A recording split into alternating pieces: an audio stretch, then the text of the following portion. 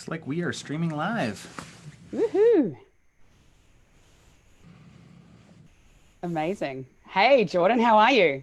Hey, good, good. Thank you so much for having me. Thank you for joining me this afternoon where you are, I believe. Yes, yes, yes. Amazing, amazing. Well, hey, it's been a while, but thank you for your patience and dealing with me. Um, I'm so excited to talk to you today. I know that a lot of other people are going to get a lot of value out of what you've done. Obviously, you're probably one of the masters of ecom that I've seen in a while. So, being able to grow your store to seven figures exceptionally well, and obviously, create some amazing return. I think you were just telling me you did a launch the other day, and it was a 24-hour launch, and it was a 250K revenue from the back of it Yeah. with organic. So that's pretty amazing, and I think there's a lot of value that people are going to get from listening to you today. So thank you for joining and partaking, giving value back to our audience. I really, really appreciate it. Yeah, yeah. Well, I appreciate you having me so much. Like I was saying before we, started recording, this really is like my passion. Like I love to see, I used to call them e-commerce business owners, but now I just call them business owners because Yeah. everyone has to be on e-com. So I love to see business owners thrive. Like my first business that I had was a restaurant, and I lost about $150,000 in Ooh. 5 years, plus 5 years of my time. So I understand what it's like to be on the other side of that and to be wondering, how you're going to fill payroll or how you're going to pay for your next round of inventory. I've been there, like, and I know how terrible that is, but there is a way out. Oh my gosh. I think some people are just sitting there probably holding their tables going, whew. Yeah, what's the secret? What's the secret sauce? So, look, I guess Jordan, today I think it would be really nice just maybe start out by kind of explaining a bit of your background. Obviously, as you said, you've been in traditional kind of a restaurant business before, but obviously you've Yeah. moved into the e-com space. So, I'd love to get a bit more understanding of your journey and how you've got to where you are right now. Then we can go into more of the exciting stuff around how you're, killing it with a seven-figure plus store at the moment. Yeah, yeah, yeah, totally. So, I mean, all of this started when I was looking at Craigslist years ago, thinking, I want to get into business, but I didn't want to go to school. So, I found this Mexican chain restaurant that was for sale, found out that their entire chain was in bankruptcy, and thought, oh, I'll learn on this. Like, what's the worst case? I bought the store for like $40,000. I was like, that's not a big deal. Like $40,000, I mustered everything that I had together. And the very first day, it was 2 p.m. and this is a lunch restaurant, right? This is where everybody should be coming for lunch, and nobody had showed up. The very first day, I'm like, oh no, what have I done? This is so terrible. So fast forward 5 years, we actually ended up tripling the sales. Um, and I was just learning marketing. Everything that I could do, I'm like, I gotta learn marketing. I gotta figure out how to get people into the store. I'm terrible at operations, but I figured Oh, out, oh I man, hear you. yeah, I can get people into the store. Absolutely no problem. So we tripled the sales, still lost about $150,000, but along the way, I was able to go to be on every board that you can think of for this restaurant that was actually owned by Subway. So I met all the Subway executives. I was on all the marketing boards, met all the agencies, and learned so much along the way. But I had nothing really to use this for because I had sold the restaurant. So we at this time had our first child, and my wife was a fashion designer. She wasn't really using it; she was more like in graphic design, and we were trying out cloth diapering, which is just like the worst. I don't know why we ever even tried it, but she had no leggings that would fit over top of a cloth diaper, and no leggings in general that would fit over diapers and actually look good on kids. And so, her being a fashion designer, it was super easy to make leggings, and she just added a little bit in the diaper area. And people were like, these are incredible. So she brought them to some markets, and people, they would just sell out all the time. We got our first wholesaler. This must have been like, well, almost 7 years ago because my daughter's 7 today. Happy And birthday. yes. and so we got our first wholesaler, and it was like a $500 wholesale order. We're like, this is incredible. I can't believe this. So fast forward a year after that, and we were using all home sewers, all based out of the Fraser Valley where we are here, just outside of Vancouver. We had about 7 of them, and we couldn't keep up with just organic demand. So we ended up getting a manufacturer, which was like the biggest deal. And this is right around when Facebook ads really started to take off. And I said to my wife, like, okay, let me just try Facebook ads. Like, I got to just figure this out. And so we started to figure it out. And at the time, we were getting return on ad spends of like 90 because it was just so cheap in Canada, Yeah. right? Like everything was so cheap.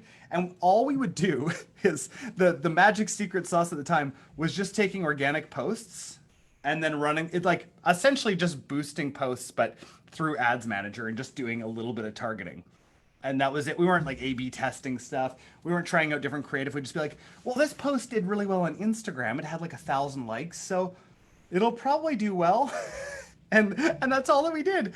Yeah. I mean, fast forward till now, like it's a completely different story. So we were working out of our house for years. We were working out of our house, and we would have, I mean, not years, maybe a couple years, but we had leggings and shirts and everything all over our house. Like people would hate to come over because there's like it was just pure inventory. And we said no, we're always going to be an at-home business. We're always going to be home based. Now things have changed a little bit. We're mid seven figures. We're sort of on pace to do 8 figures next year.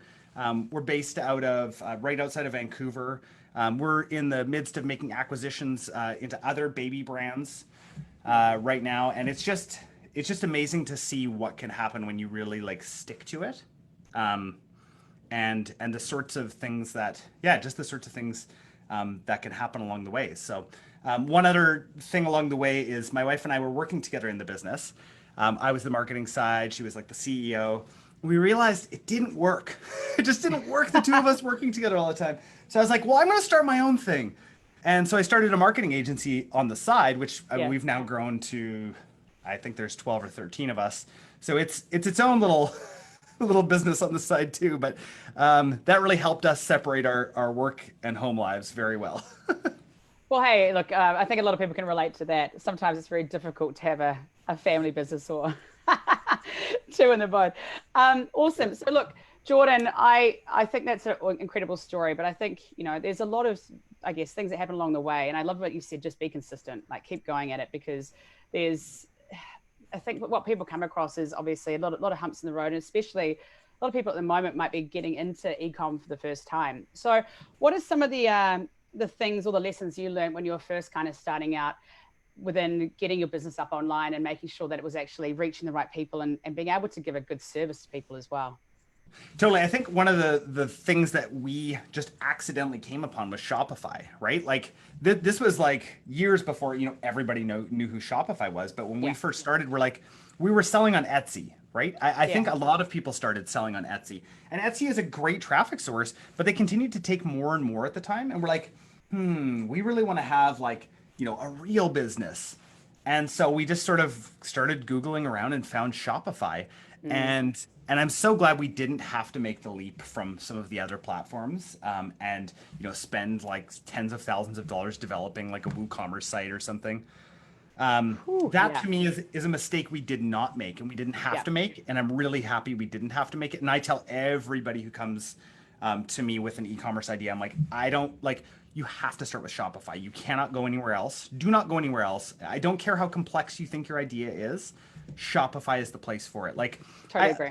On my podcast, it's called Secrets to Scaling Your E-commerce Brand. I just had the CEO of Area Air Fryer on, and they're like massive. Like they're in like every Walmart, Costco, like everything around the world. They're the air fryer in the world, and they're on Shopify. So don't think like you're too big to be on Shopify. I couldn't agree more. And it's funny. We've got a couple of clients at the moment who they're pretty decent sized e-commerce businesses, and we're actually migrating them into Shopify at the moment just for the ability to be able to have some functionality control, but also not having to pay developers thousands of dollars every time you want to change something. Totally.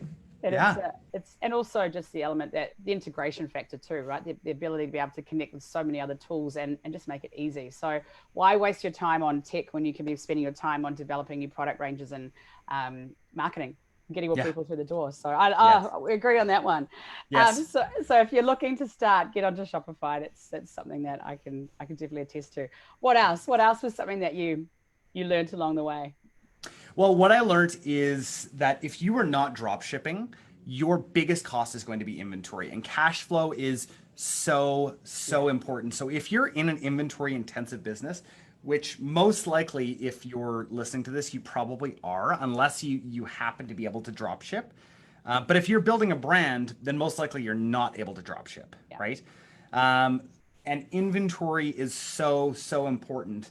But so is cash flow, right? So balancing that and figuring out how much inventory you really need. So we've always, the biggest mistakes we've made is just under ordering, because when you're scaling up into the mid seven figures, like think about how much money that is that we Ooh, have to invest absolutely. in those collections, right? So it's figuring out your cash flow is incredibly important. If somebody gives you the opportunity to get a line of credit, take it. Just Yeah. take whatever money you can get. If you're planning on scaling your business, if you're planning on scaling it, take whatever cash you can get. If it's ClearBank, if it's any of those that you're not draining all of your personal funds from, if somebody is going to give your business money, take it. Yeah. I think that's a really good thing. And I think at the moment, though, excuse me, there's a lot of people who are sitting in a bit of a, I guess, a fear mindset, right? So kind of going, oh, I don't know if I could spend right now. But honestly, I believe right now is probably the best time to invest and spend Oh and yeah. develop.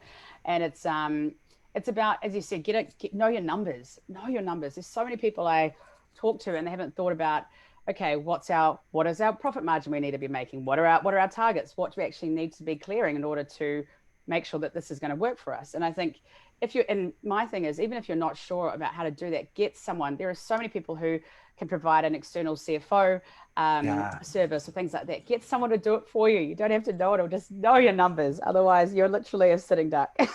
Totally, totally. I don't know if you have any good referrals for that, but like I have our fractional CFO that I use in Yeah, multiple businesses.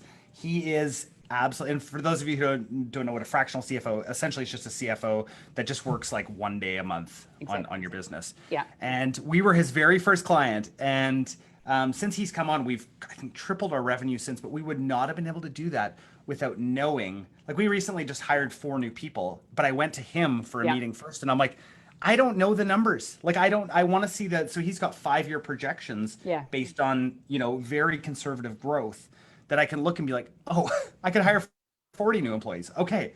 That's all I need to know. I just want to know, can I hire? Is it wise to hire right now? When do you take on capital, right? Like Absolutely. if you don't have projections, you have no clue. Absolutely. And we're the same. Like we've got that within our business. And, I think maybe both of us could put down after this a recommendation as to who these people are. But we've got a lady called Renee out of Melbourne, and she's incredible. And the same thing, like especially when COVID hit from with our business as well, obviously that changes the game, right? So you need to be Oh able to yeah. have someone who can realistically forecast and project what you need to be holding in the bank or what you need to be bringing in or what your targets are in order to make sure that you are getting where you need to be. Otherwise, it's a roller coaster. And when you we need to be if you're the business owner or the product developer or the creative person within the business, you need to be focusing on what is going to bring you in money and develop new products rather than stressing out about money or the operations side of things that we touched Yeah. on earlier, right? Because Yeah. as I said to you, I'm useless at ops. So Oh man, if I didn't have ops people in my life, yeah, my businesses would not be where they are. absolutely. So know your strengths as well, right? I think Jordan, Yes. wouldn't you say? And Yes. and so tell us a bit about your structure within your e-commerce store. Who are the players? What are the main kind of roles that you have within it in order to kind of get to where you are now? Yeah, totally. So my wife is still the CEO. Yeah. But she is not involved in day-to-day operations whatsoever. So we've got somebody below her, which is essentially like our operations manager, who's dealing with all the fulfillment. She sort of manages that whole side. I actually still am the CMO at that company. And so I manage 2 people who help out with marketing there. Plus, our agency fulfills a lot of what we do. And then we also have our whole head of customer service, which is incredibly important. So we've got some things that we do that we've never really seen any other e-com stores doing at scale like ours. Like we do personalized video reach outs to every single customer. Oh, I love that. Yeah, yeah. So we use a service called Bonjour. We're actually partners with Bonjour as well, and we're able to send a thank you video with their name, with what they ordered, to every single customer. And it's really hard to know the numbers on that. We don't know how that's affecting our business. Um, we just know that it's a really really good thing to do, and that people are blown away by getting a customized video. So Yeah. that's a part of the business as well, and then our whole fulfillment team. So. It's Wow. yeah, and we do all in-house fulfillment, Oh, wow. just because of the Okay. number of SKUs that we have. So we have about Yeah. 550 SKUs per season. So that doesn't include past seasons that we still have some carryover inventory from. Wow. So it's a lot. It's a lot to manage. And this is, I'm assuming, in a warehouse environment, not your home anymore. Yeah, yeah. Well, that'll No, be this good. would be in Otherwise, like multiple homes. yeah, I was gonna say you own the block. You own the block. Yeah, Okay, cool. So let's just thank you for that. I think it's really important for people to understand, and I agree. I think you need marketing, you need product development or leadership, I guess, is how you kind of structure it. Customer service. God, so many people underplay that. They don't realize the value of maintaining an engagement with a customer, if it's good or bad as well.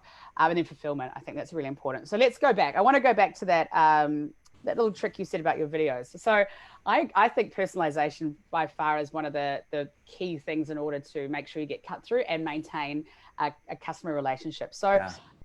tell me a bit about that. Obviously it's a big part of what you guys do, and I'd love to know a bit more about what other things you do within that realm to make sure you're maintaining that personalized relationship with your customers. Totally. So I'll walk you through exactly how we do the video reach out. So Amazing. That's what I was gunning for. So yeah. Well, I think it's incredible. So one of my friends who also owns an e-commerce store, he's like, "Hey, I think I'm gonna try this," and he's awesome, but he's not an executor. He's like, he had the idea, and I was like, right. "Well, I'm gonna do it." And so the next day, I called up my main assistant, and I was like, "Hey, do you have anybody else that you know who could do these reach outs?" Well, first we tried with our staff. Don't try with your own staff. If like our staff, I think they took 10 minutes per video or something, and they're like, "This is just taking too long." And we have like hundreds of orders a day, right? Like Yeah. they can't be doing this. So I got my virtual assistant. I said, "Hey, if you have somebody amazing, send me some videos of them doing a thank you video." And they did. And I was like, "Okay, well, can you do this many videos a day?" And they're like, "We totally can." So what we do is from Shopify, we use a Zap Yeah. with Zapier that moves all of the information from each order over into Bonjour, right? Ah, yes. And then what happens is on the app here, I'm just going to show you. So it's a nice little bear right there on Bonjour, if you can see. Anyway, and then it makes a task on my task list here, and I literally just like go into the task and create a video right there, and it gives me all of their information. So our assistants are able to pump these videos out. They're able to do about 40 of them an hour. Wow. And the impact on the business, I really believe that part of this $250,000 in a day launch that we did has been because of efforts like these. Yeah. Okay. So firstly, Bonjour, do you want to just give a little explanation as to what it is? I don't know if everyone will understand what that is. I've had a few examples of being used to me from a sales perspective. Yes. So it'd be great if you could just touch on that. And then I want to go into your 250K 24-hour launch. I think that's freaking amazing. So, all right, that's two questions there for you, Jordan. Yeah, totally. So Bonjour is a video app that you can send personalized videos to people. They make it so ridiculously easy to send videos out to people. The easiest format is using the app on your Yeah. phone. And basically, if you have your workflows set up properly, it'll just give you the tasks to send videos out to people. That's the coolest part of it. For anybody doing any like business to business sales, Bonjour is like a must. Absolutely. Like I rarely will ever take a cold email from somebody, right? Like Yeah. that's something I just like. I'm like, you just cold emailed me out of the blue. But if somebody makes me a personalized video, even if I don't want their service, I'll usually take the call because I might want to hire them as a salesperson too. So Absolutely. yeah. I hear you. So Bonjour is like, it's really an incredible app. It's super cheap too. I think it's like $20 a month, something like that. Like super reasonable. They actually do have a native integration with with Shopify, but it's just not a deep enough integration. So I actually, I'm buddies with their CEO now and their CTO, and I've told them, I'm like, if you want to get really into e-commerce, you need to have a much deeper integration because not everybody knows how to use Zapier, right? It's not. I mean, Zapier is pretty easy to use, but it's not part of every e-commerce store's tech Absolutely. stack. So, yeah. I just put the link in the comments as well for anyone who's interested too, so they can look it up. And Yeah, perfect. Awesome. And so I guess then let's segue into that launch. I'm very keen to know a bit about that. So maybe just give us some context as to what the launch was for, kind of what you were doing around it, so we can kind of learn a few things. Yeah, totally. So for those of you who are in, our end of the world, it is almost fall coming up here. I know it's a different season for you right now. Yeah, we're getting warm, but right now I'm just looking outside and it's raining and cold. So, oh, but it's Oh, spring. okay. Up and down, up and down. So it's fall winter right now for us up in Canada, and so we did our fall winter launch. So we launch a huge collection of products. We don't launch everything at once, but that's another strategy, right? But we do launch like a very large collection. So we have baby all the way up to women's. We're going into XXL this season as well. So we have the full size range. And this is something that I discovered from one of my podcast guests about a year ago. And I thought it was just absolutely brilliant. We've been doing this ever since. And we call it a gated launch. So, Ah, so we have a VIP group set up on Facebook. It's about 7,500 people. And we also have an SMS list of about 6,000. And for people to join these lists, what they get, we don't give them discounts because I feel like discounts just like that just discounts your brand. But what we do totally is, agree. Yeah. yeah, but what we do is instead we give them early access to things, right? Because we tend to sell out all the time, just because of the way that we don't want to overshoot on our inventory, right? Because inventory is so expensive across 550 SKUs. We can't overshoot our inventory. We think we know, and then we usually just sell out anyway. So we continually every year are like doubling our inventory, but it doesn't really seem to matter right now. So what we do instead is a gated launch. So it must be a couple hours before to get the website ready, we actually put a password on it. This time, actually, we had it for 24 hours. There was so much stuff that we had to do to the website that for 24 hours, we kept the password on. And then we said, if you want access at 10 a.m. tomorrow, you're going to join our VIP group or join our SMS group. So we had hundreds of people join then. And then right at 10 o'clock, we launch to them, give them a password to actually enter the site. And then they're the only ones who have access at that point to get into the site. So during that first 2 hours, I think we did about 120,000 using the gated launch. Amazing. And then after that, we just slowly trickled the rest of the 130, I guess. Amazing. And I love Yeah. that. I think it's that whole element of, the VIP elements, making sure people feel like they're getting something first. And it's a sense of urgency, which I think can be used in marketing a lot of times. But the way I like how you've used it is that you're leveraging your community that you've already kind of built as well. And I think that's a really important part and I'd love to hear about what you think about that, is how important is a community when it comes to e-commerce online? It's really what's, I think, taken us from a small early sort of seven figures brand to like hopefully 8 next year. It's really the main thing because it costs so much to acquire a customer. I mean, less if you use good agencies like both of ours, like you can acquire customers for less. But at the end of the day, the least expensive customer to get to is the one that you already have.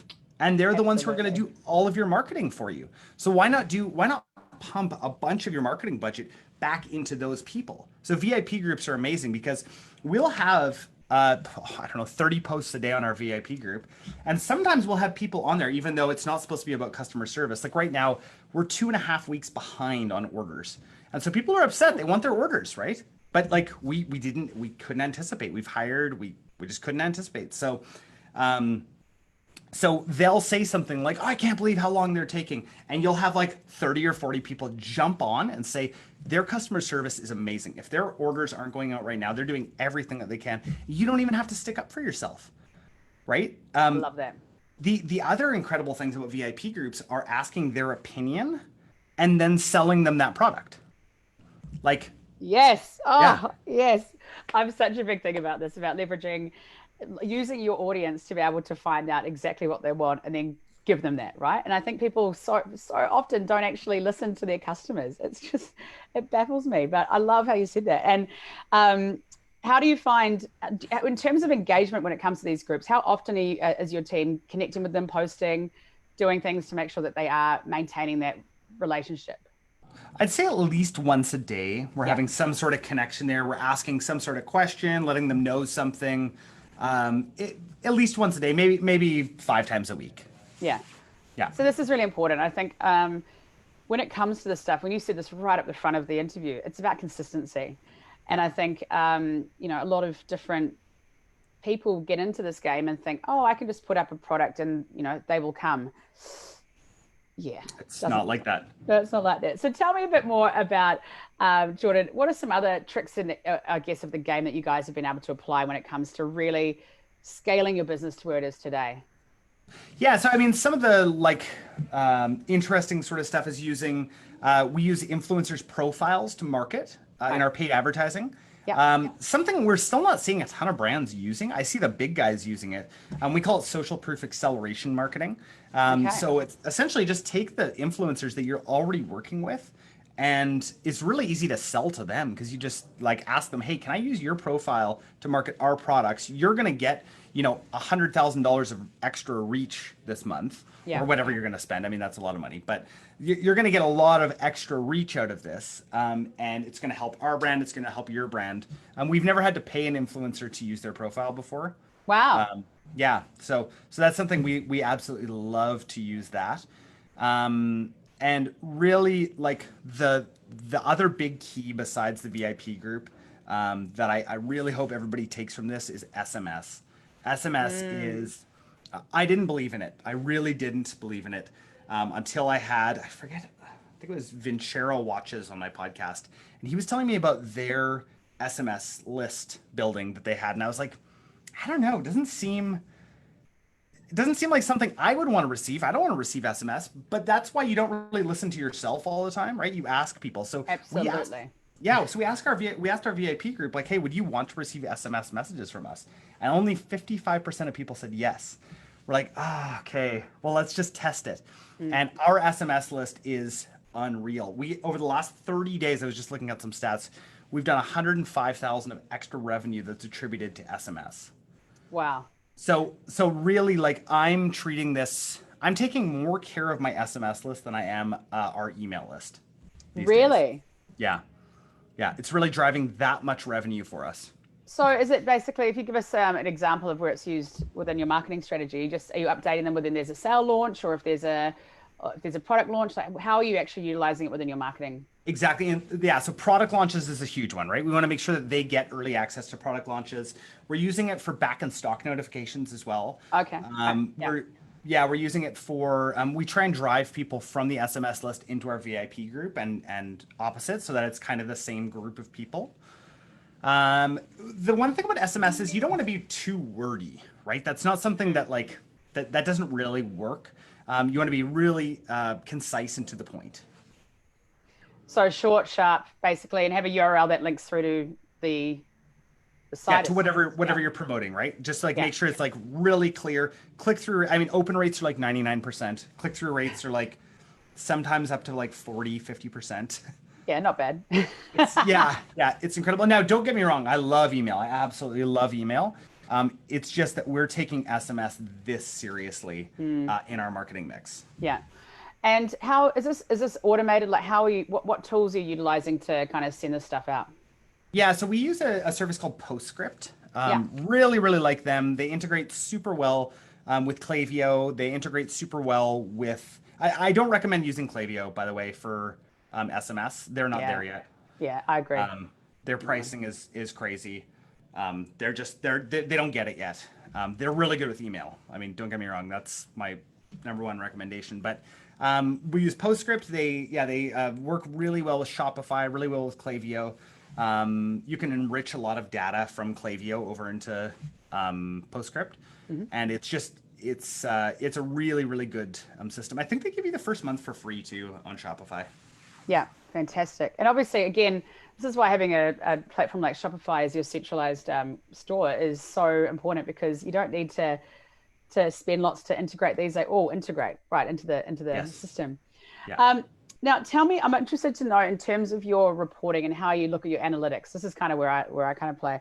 Yeah. What do you use? Are there any reporting dashboards, or is there anything that you use to make sure you're starting to get a proper view as to this marketing mix? Because it sounds like you've got a lot of different channels that are driving traffic into your store. So I'm really interested to know if there's any tricks around that or anything that you've learned to make it easy for people. Yeah, so I mean, this is definitely something that we struggle in. I've worked with companies through our agency that have in-house people just Yeah. working on attribution, Yeah. right? Like they just want to figure out, like, because they're spending hundreds of thousands of dollars, they might as well have somebody in-house figuring out the best use. For us, we're not. We struggle with that. So Yeah. we do everything basic, right? So we use UTMs on everything, Yeah. right? UTMs are like an absolute must. We I also, agree. yeah, and then we track through Google Analytics. We look at we use Google Analytics attribution model and the different attribution models to figure out where people are coming into the funnel. Like what we realized is a huge amount of our return on ad spend on our Google Shopping was about 5, and I was like, I mean that's okay. Like we're hitting like massive return on ad spend numbers still, Yeah. like upwards of like 12 right now on Facebook. Wow, that's But great. yeah, it's just we've just hit a really good market, and I always tell people, are like potential clients coming in, I'm like, you'll never see those numbers, so don't listen to those. But we're hitting about 5 on Google Shopping. And I thought, I bet you it's higher. So go into attribution, right? And see where the first click is coming from. And a huge amount of the discovery and the acquisition is actually happening at the first click on Google Shopping. But because of the way that attribution works, usually Facebook is getting that last click, right? And Yeah. taking credit for that attribution. So I mean, that's about as far as we go. I still think we're really, really basic in tracking attribution. So yeah. Yeah, it's something that a lot of people come across. Someone just asked what a UTM is. So it's an urchin traffic monitor. So basically, I think it's the urchin. I think the software that's behind Google Analytics, but it's a consistent thing that's used across Facebook, Klaviyo, you name it, pretty much all of it. It's like a piece of code that tracks where the person has come from and what the creative is, what the platform is, etc. So it just gives you an overview to see and understand the insight as to who and what people are doing on your site as well. So yeah, I think the really exciting thing about this, and I think it's gonna be interesting. I'm really I think with some of our clients as well, we get the whole Facebook versus Google debate, the whole, who actually is going to be attributing this from that platform. But what I love about GA is it's able to basically give you at least a decent overview as much as you can as to what is happening. And nothing's perfect unless you spend thousands of thousands of thousands of thousands of thousands of thousands of thousands of dollars to get that kind of attribution modeling. So I'm just keen to know what you were doing there, because it's no, we're not using Wicked Reports or like any of those kind of guys that are thousands of dollars a month or like no. I mean, I guess it would make sense with the amount of money we spend, but what I'm really focused on is how much are we spending on marketing altogether, right? And how much are we getting out of that? Absolutely. And that's the first place to start. Like if you're just starting and you're not doing like, $1 million of revenue a month, you don't need to look that far down. First start with, am I getting a return, right? Yeah. Is this making a difference? But it is important to know, because you need to know which levers to move around. Absolutely. So. And as you said, it's a cash flow thing, right? Dollar in, dollar out. You've got to make sure at the beginning. And this is where I think a lot of people getting into it either don't realize or don't actually forecast accordingly. Like, in order to do e-com, you do need to have some money in the bank to be able to make this happen at the beginning, right? You need to invest. It's a business. So it's not about putting something online and go, oh, here we go, let's make it work. Like this needs to be strategic. It needs to be something that you are willing to invest in and reinvest in as well. So honestly, the first, and I guess when it comes to startup e-com, are there any kind of other bits of advice you could give people who are really in that beginning phase, or that first 6-12 months, that you think that you've learned or that you've seen along the way, even within your agency as well? Yeah, I mean, some great advice and a conversation that I had a little while ago in my podcast was with the CMO of Movement Watches, who went from like nothing to like, I think they're like $100 million in revenue a year. And what he said, I asked him, like, what would you do if you were to start all over? And the reason I'm telling you the story is because I really took this on as like my belief now. Amazing. Yeah. I would start investing heavily in performance, right? The very first thing is performance. You have to get people to your website. You have to Yeah. do the paid advertising to get people to your website. You have to have a brand, but brand building does not come until much later, like the heavy brand building, and investing in that. First, see if people even want your product, Absolutely. right? So Yeah. go to different sales channels, like have it on Amazon, right? See if people actually want the product first before you start investing heavily in your brand. And I mean, we're only at the place now where we're starting to like highly consider spending more on brand than performance, Yeah. right? There's a big difference between that. So really first figure out whether you can even be profitable running ads to your product. Couldn't agree 'Cause you're more. not going to get like Google's not going to look at you and be like, oh, we're going to put them on the first page. Like if they don't know anything about you. Start with Google Shopping and Facebook. Like those two, I wouldn't go too far outside of those to start. Yeah, that's great advice. And I think, look, and this is something that I say to a lot of people who are starting out. You may love your idea or your product or products or the concept you have, but if there isn't a market for it, it's going to create it's going to be a lot harder to create the need for a product if it's not already in market. You're going to spend a lot Yeah. of money to be able to do that. So find something first that will get you in front of them, connect, build that audience, and then you can start to cross sell or upsell products after that. But I couldn't agree more. And Yeah. don't let your ego get in the way. See what actually Yeah. people want, and then market accordingly and be profitable. Otherwise, it's a pretty scary and long and heartbreaking game. Totally. Read Profit First. I'm Oh, fantastic book. such a Yeah. yeah. I had the honor of having Mike Michalowicz on my podcast, Fantastic. Yeah. and Great. I just think that he has changed so many lives with Profit First. It transformed our profit. I'm sure our profit is about doubled now since we've implemented Profit First. So if you guys look at the title and you think this is dumb, like it's all the same money. It's not. It's a mindset, and it's so different, right? So I couldn't agree more. And excuse me. I'm going to put a link to this too because I think everyone needs to read it. It's just an incredible book. I'm going to reread it this week because it's something that you need to make sure that you keep up to date with as well and maintain the relevancy within your business as well. yeah. Jordan, I'm conscious that we've got about 5 more minutes. So is there anything else that you'd like to give, words of wisdom you'd like to give our audience today? I mean, I'm gonna tell you guys something really simple. Keep doing the things that work, and cut off the things that don't work. Give it 7 days. If it's not working, it's not gonna work. Yeah, 7 days. Well, hey, I think that applies to everything in life, really, doesn't it? Yeah. Unless it's like marriage or something, that's maybe a I little don't bit of a know. longer, 7 days. Yeah, sure. We'll see. Maybe a little bit longer then.